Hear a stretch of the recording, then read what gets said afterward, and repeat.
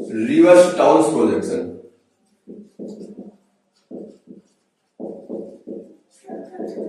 या इसे half axial भी बोलते हैं, या ऑक्सीपिटो 30 डिग्री क्रेनियल एंगुलेशन भी हम इसे बोलते हैं।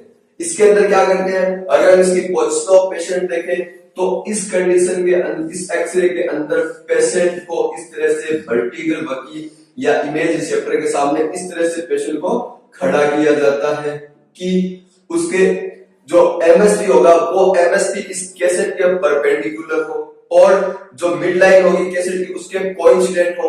इसके अलावा जो ऑन लाइन है वो ओएम लाइन इस कैसेट के परपेंडिकुलर होनी चाहिए। इस कंडीशन में हम पेशेंट को 30 डिग्री क्रेनियल एंगुलेशन देते हैं। 30 डिग्री क्या करते हैं, क्रेनियल एंगुलेशन देते हैं। ऑक्सीपिटो फ्रंटल से 30 डिग्री क्रेनियल एंगुलेशन देते हैं। तो ये इसकी जो डायरेक्शन ऑफ एक्सरे बीम होगी। इसके अंदर ध्यान रखा जाता है कि एक्सरे बीम वर्टेक्स उसके अंदर इंक्लूड हो तथा आई का जो सुपीरियर आई का इरेडिएशन को भी इस पे बचाया जाता है। इसके अंदर ध्यान रखा जाता है इस चीज का। इसमें कोलिमेटेड एक्सरे फील्ड काम में लिया जाता है जिसमें complete occipital bone, posterior parietal bone और इसके अलावा लेटरल स्किल मार्जिन इसके अंदर इंक्लूड होनी चाहिए।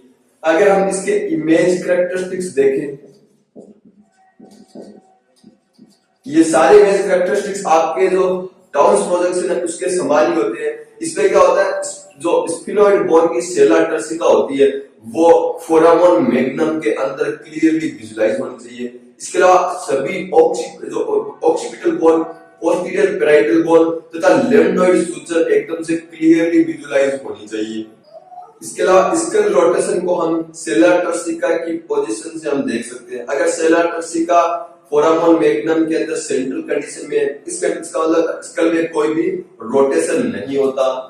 इसके अलावा अगर हम रेडियोलॉजिकल कंसीडरेशन हम देखें तो उसके अंदर जो फोरामन मैग्नम है वो हमें क्लियरली विजुलाइज होना चाहिए। इसके अंदर जाइगोमा एकदम से क्लियर विजुलाइज होती है। अगर जाइगोमा में कोई फ्रैक्चर हो, जाइगोमेटिक बोन में कोई फ्रैक्चर हो तो वो स्कल इंजरी को बताता है।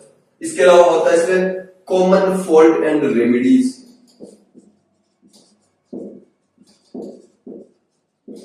ये सभी जो टाउन्स प्रोजेक्शन के समान ही होती है। जैसे अंडर एंगुलेशन हो, जो ऑन लाइन हो वो 90 डिग्री अटेंड ना कर पाए कैसेट से, उस कंडीशन में क्या होता है वगैरह मैंने सारे आपको बताए हैं। इसके अलावा जो ओवर एंगुलेशन होता है जिसमें C1 जो का एटलस का जो आर्च होता है वो हमें फोरामन मैग्नम में दिखाई देता है। अगर अंडर एंगुलेशन हो तो जो फोरामन मैग्नम है वो पिटस रिज के जस्ट ऊपर हमें दिखाई नहीं देता।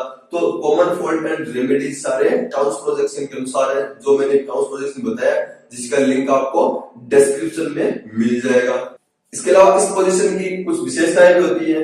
जैसे ये इस प्रोजेक्शन के द्वारा अगर हम रिवर्स टाउन्स प्रोजेक्शन परफॉर्म करते हैं तो आई और थायराइड को जो रेडिएशन डोज हो जाएगा, पेशेंट को जो रेडिएशन डोज होगा वो रिलेटिवली टाउन्स प्रोजेक्शन की तुलना में कम होगा, क्योंकि एक्सरे बीम पोस्टीरियरली पेशेंट पे गिर रही है तो आई को, कॉर्निया को और थायराइड को रेडिएशन डोज कम होगा। इसके अलावा इरेक्ट पोजीशन में होने के कारण ये पोजीशन जो अटेंड करने में या पोजीशन इसको ये पेशेंट के लिए इजी होती है। इस पोजीशन में रेडियोग्राफ लेना ज्यादा आसान होता है। तो ये रिवर्स टाउन प्रोजेक्शन भी कंप्लीट है।